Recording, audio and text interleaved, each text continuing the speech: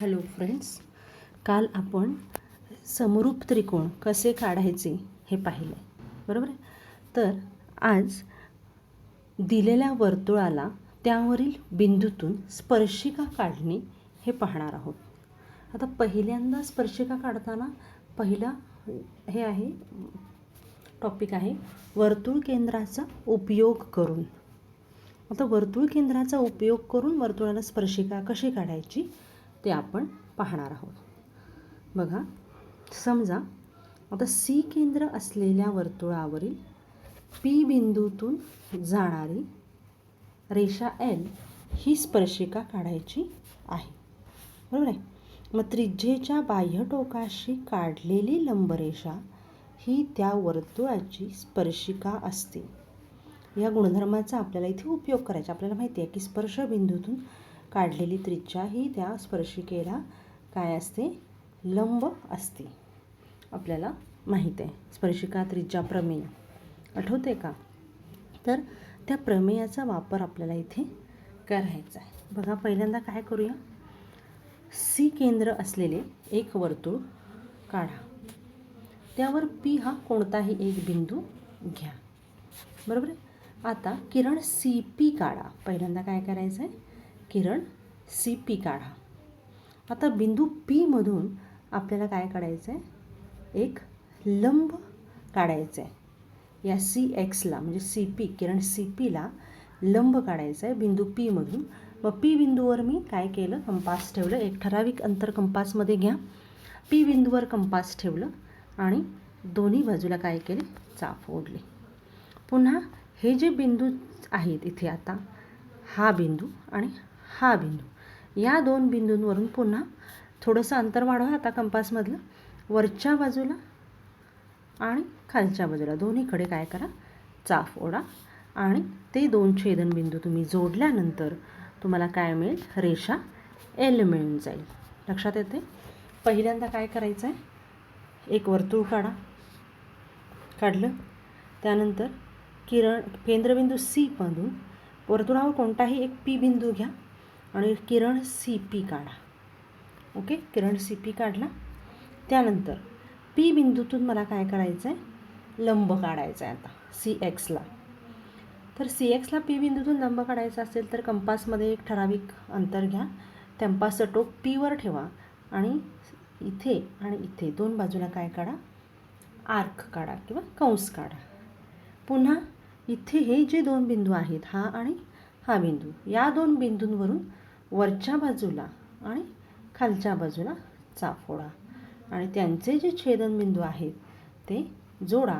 मग तुम्हाला काय मिळेल, रेषा एल मिळेल, जी त्या वर्तुळाची अपेक्षित स्पर्शिका आहे. लक्षात येते? अतिशय सोपी रचना आहे. आपल्याला माहिती आहे स्पर्शबिंदूतून काढलेली त्रिज्या ही त्या स्पर्शिकेला लंब असते. या प्रमेयाचा वापर करून आपण स्पर्शिका ही रचना केलेली आहे.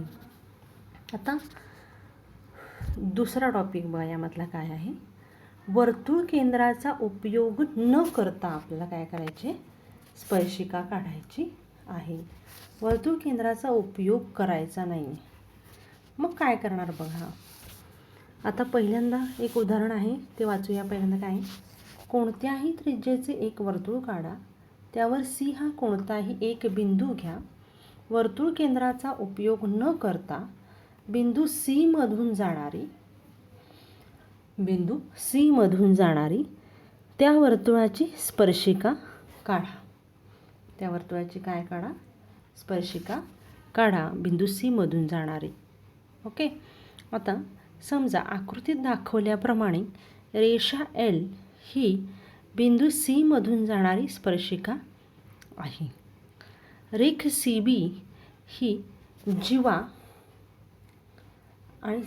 आहे आणि या जीवेने आंतरलिखित केलेला कोन कोणता आहे, सी ए बी, बरोबर.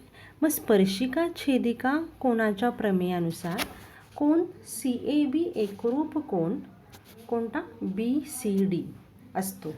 आपल्याला माहिती आहे त्या जीवेने आंतरलिखित केलेला कोन हा त्या जीवेने स्पर्शिकेशी केलेल्या कोना इतका असतो, बरोबर. कारण या जिभेने आंतरखंडित केलेला कंस BC आहे आणि या कोनाने आंतरखंडित केलेला कंससुद्धा BC आहे. म्हणून त्या दोघांची मापे कशी असतात? समान असतात. बरोबर आहे. तर त्याच इथे आपण स्पर्शिका छेदिका कोनाच्या प्रमेयाच्या व्यत्यासाचा वापर इथे करणार आहोत. पहिल्यांदा रचना बघूया. काय? एक वर्तुळ काढून घ्या. वर्तुळावर C हा कोणताही एक बिंदू घ्या. हे वर्तुळ काढलं पहिल्यांदा. त्यानंतर वर्तुळावर C हा एक बिंदू घेतला. बरोबर आहे. पुढे जीवा CB काढा. काय केलं मी? C मधून जीवा CB काढलेली आहे. ओके. आता जीवा CBने आंतरलिखित केलेला एक कोन CAB काढला. काय केलं? जीवा CBने आंतरलिखित केलेला कोन CAB काढला. आता कंपासमध्ये आपल्याला माहिती आहे की हा जो कोन आहे आणि हा स्पर्शिकेशी असणारा कोन एकरूप असतो. मग त्या प्रमेयाचा वापर करायचा आहे आपल्याला. इथे कोन CAB इतकाच कोन BCD आपल्याला काढून घ्यायचा आहे. मग पहिल्यांदा काय करणार? कंपासमध्ये अंतर घ्या ठराविक. शिरोबिंदू A वर ठेवा. A वर ठेवल्यानंतर चाप ओढा. आता त्या कंपासमधील अंतर न बदलता ते कंपासचं टोक बिंदू C वर ठेवा आणि चाप ओढा. ओढला. आता कंपासमध्ये ठराविक अंतर घ्या. कंपासाचं टोक M बिंदूवर घ्या. कशावर घ्या? M बिंदूवर घ्या. M बिंदूवरून या N बिंदूवर काय करा? चाप ओढा. म्हणजे इथे जे मगाशी आपण केलं होतं तेच. हे जे अंतर आहे हे इतके MN इतकं अंतर कंपासमध्ये घेऊन ते काय करायचं आहे? इथे चाप ओढायचं आहे.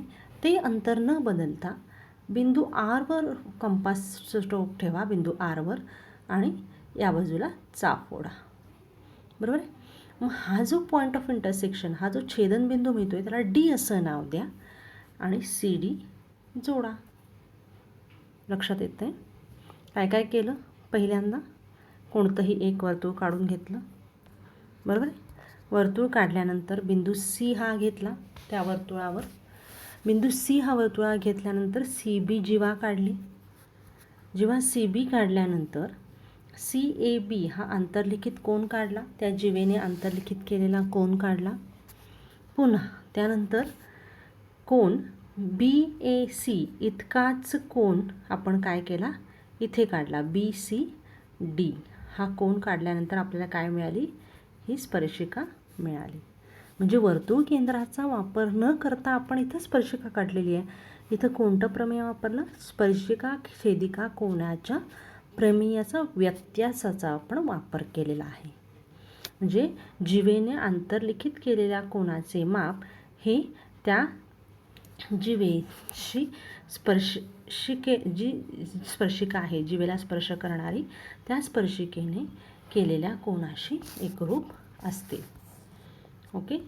तर हे झाले दोन शक्यता झाल्या. एक वर्तुळ केंद्राचा वापर करून आणि वर्तुळ केंद्राचा वापर न करता. आता तिसरा प्रकार बघा काय आहे? दिलेल्या वर्तुळाला त्या बाहेरील बिंदूतून स्पर्शिका काढणे.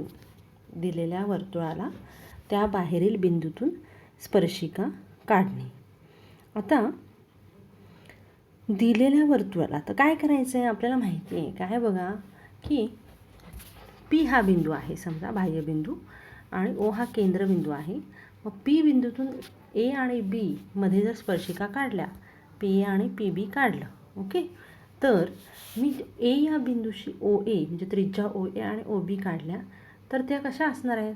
लंब असणार आहेत. OAB आणि OBP या स्पर्शिका त्रिज्या प्रमेयानुसार या इथे काय असणार आहेत? त्या काटकोन करणार आहेत.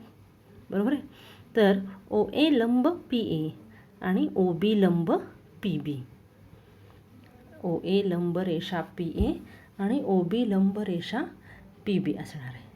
मग त्रिकोण OAP आणि त्रिकोण OBP हे काटकोन त्रिकोण असून OP हा काय आहे? त्या दोन्ही त्रिकोणांचा कर्ण आहे. बरोबर आहे.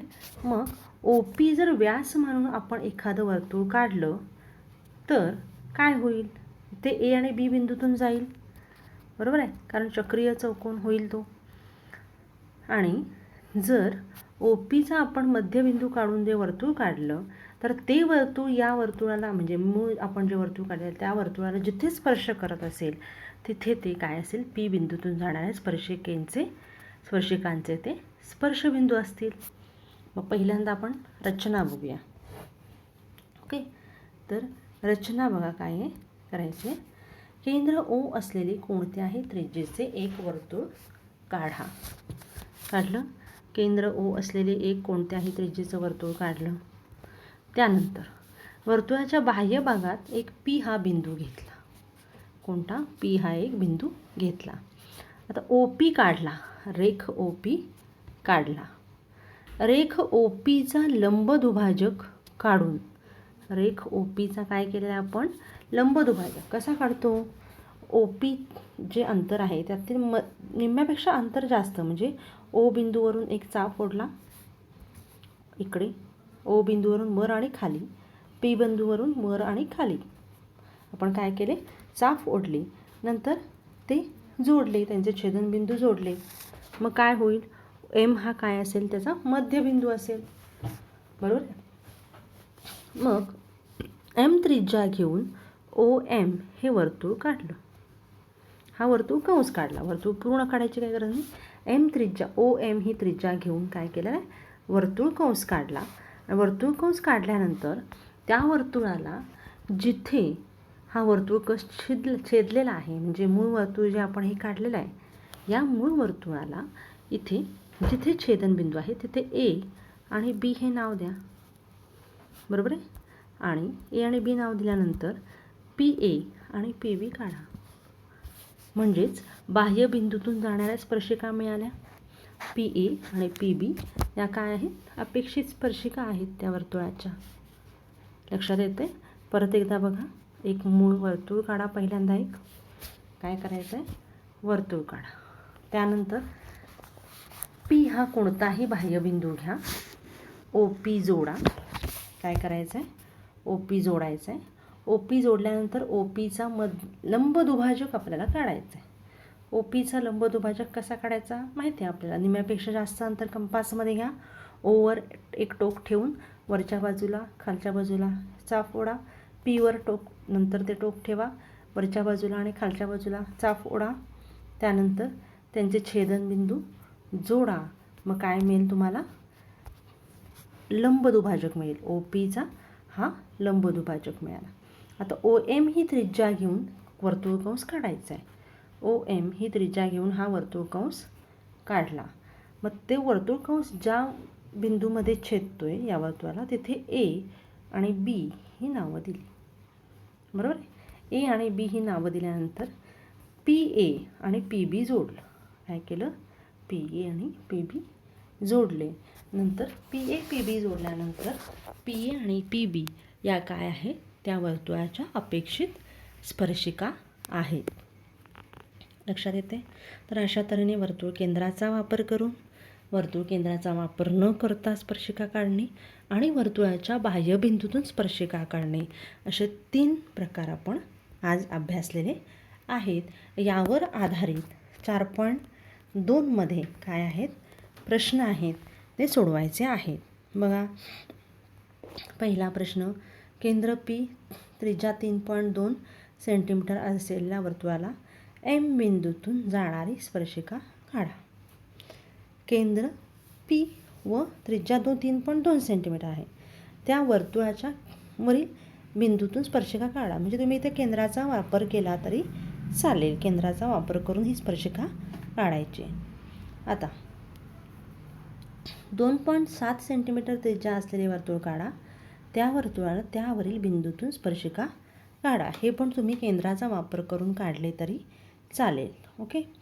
ज्यावेळी केंद्राचा वापर न करता काढा असं स्पेशली मेन्शन केलेलं असेल त्यावेळीच तुम्ही काय करायचं आहे, वर्तुळ केंद्राचा वापर न करता ती स्पर्शिका काढायची आहे. आता तिसरं उदाहरण त्याप्रमाणे आहे बघा.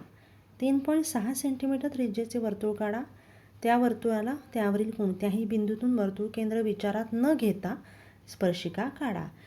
इथे तुम्ही ते आंतरलिखित कोन काढा, जीवा काढा, आंतरलिखित कोन काढा. त्यानंतर स्पर्शिका छेदिका प्रमेयाचा व्यत्यास तुम्ही तिथे वापरणार आहात, बरोबर आहे. त्या कोनाचा वापर करून तिथे स्पर्शिका काढायची आहे, वर्तुळ केंद्राचा वापर न करता. हे लक्षात घ्या. आता तिसरं बघा काय, चौथा प्रश्न. 3.3 सेंटीमीटर त्रिज्येचे वर्तुळ काढा. त्यामध्ये 6.6 लांबीची जीवा PQ काढा. आता 6.6 लांबीची जीवा PQ म्हणजे ती काय असणार आहे, जीवा व्यास असणार आहे तो, बरोबर आहे. मग बिंदू P व Q मधून वर्तुळाला स्पर्शिका काढा. बिंदू P आणि Q मधून तुम्हाला वर्तुळ केंद्राचा वापर करून काढले तरी चालेल, कारण इथे काय तसं मेन्शन केलेलं नाही आहे की वर्तुळ केंद्राचा वापर करू नका. ओके. तर अशा पद्धतीनं 4.2 मधील सर्वच्या सर्व प्रश्न सोडवायचा प्रयत्न करायचा आहे. ओके, ठीक आहे. तर धन्यवाद.